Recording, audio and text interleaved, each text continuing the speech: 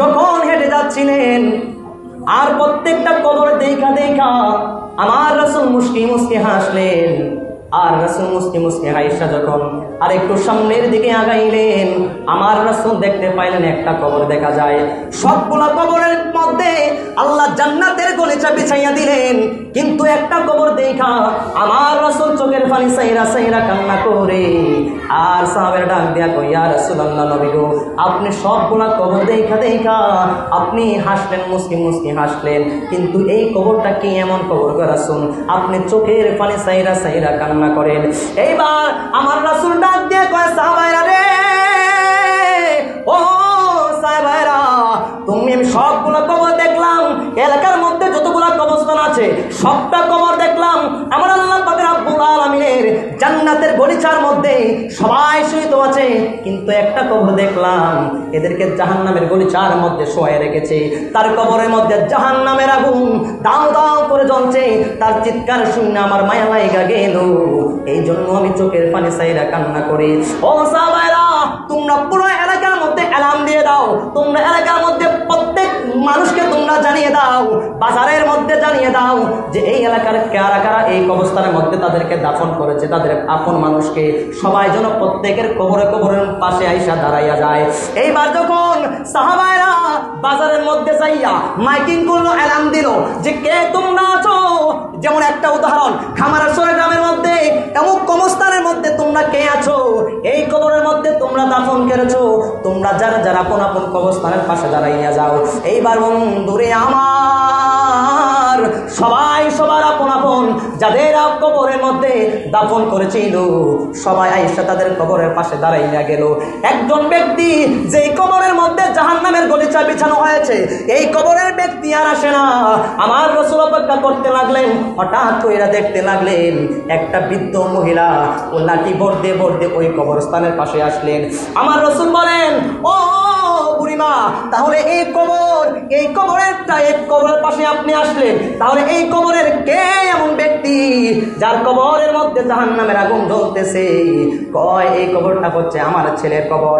এইবার আমার রাসূল বলে, কয় আপনার ছেলে কবরস্থানের মধ্যে কেমন আছে আপনি বলতে পারবেননি? কয় না না, আমি বলতে পারবো না, আল্লাহ এবং আল্লাহর রাসূল ভালো জানেন। বন্ধুরে আমার, এবার আমার রাসূল বলেন, আপনার ছেলের কবরের মধ্যে জাহান্নামের গলিচা গুলা বিছাই দেওয়া হয়েছে, আপনার ছেলে ওই জায়গার মধ্যে কাতরাচ্ছে। এইবার মা ওই কথা শুনি না, মা তো কান্না করার কথা, কিন্তু মা কান্না করে না। মা হাইসা হাইসা ডাক দিয়ে কয়, ইয়া রাসূলুল্লাহ, নবী গো, ও মায়ার নবী, আমি আমার ছেলের, আমার আল্লাহ বুঝি আমার মতো হতভাগা, আমার মতো না খান্দার মানুষ আল্লাহ বুঝি আমার দোয়া কবুল কইরা ফেলাইছে। আমার মতো গুনাহগার বান্দা এই পৃথিবীর মধ্যে নাই।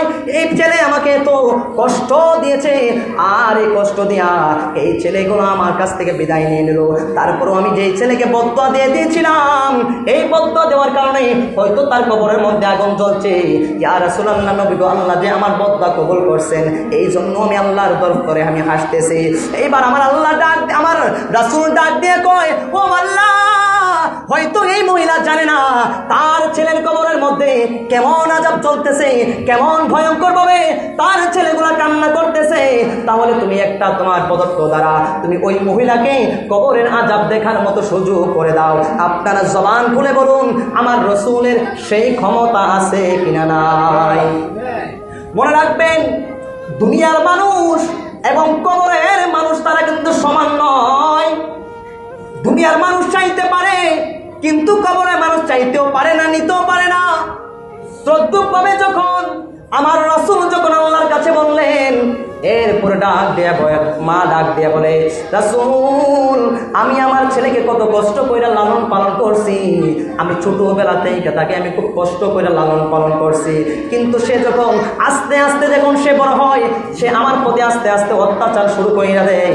এক সময় সে আমার প্রতি এমন জুলুম শুরু কইরা দেয়, আমি লজ্জায় দুনিয়ার কোনো মানুষকে বলতে পারি না দুনিয়ার কোনো মানুষকে আমি বলিও নাই। হঠাৎ করে সে দিন দিন বড় হচ্ছে, সে দিন দিন আমার প্রতি জুলুম বাড়াইয়া দিছে।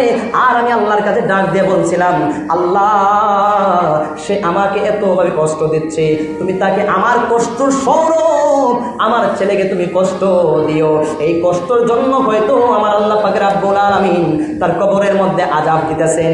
এইবার আমার রাসূল যখন বললেন, আল্লাহকে যখন বললেন, আল্লাহ আমার রাসূলের কেমন ভালোবাসেন, আমার রাসূলের কথা শুই না আল্লাহ ওই বান্দিকে তার ছেলের আযাব দেখার জন্য একটা সুযোগ কইরা দিলেন। যেই মাত্র ওই বান্দি যখন তার কবরের আযাবগুলো দেখলেন, এইবার বান্দি আল্লাহর এই তার ছেলের আযাব দেখা, তার ছেলের কান্না দেখা মা তো মাই হয়ে রে বন্ধু আমার, মার চোখের পানি আর ধরে রাখতে পারে না, মা চিৎকার করে করে কান্না করতেছে আর ডাক দিয়া কয়, ইয়া রাসূলুল্লাহ, নবী গো, আমি যদি জানতাম আমার ছেলে এই কবরের মধ্যে এতভাবে নির্মমভাবে জাহান্নামের গলিচার মধ্যে শুইবে, আল্লাহ আমার ছেলেকে এত কষ্টের মধ্যে রাখবে, আমি কখনো আমার ছেলেকে আযাবের বদদুয়া দিতাম না। জবান খুলে বলুন আল্লাহু আকবার। তাহলে বোঝা গেল আল্লাহ পাক রব্বুল আলামিন মা বাবার দোয়াকে কবুল করেন। এক ব্যক্তি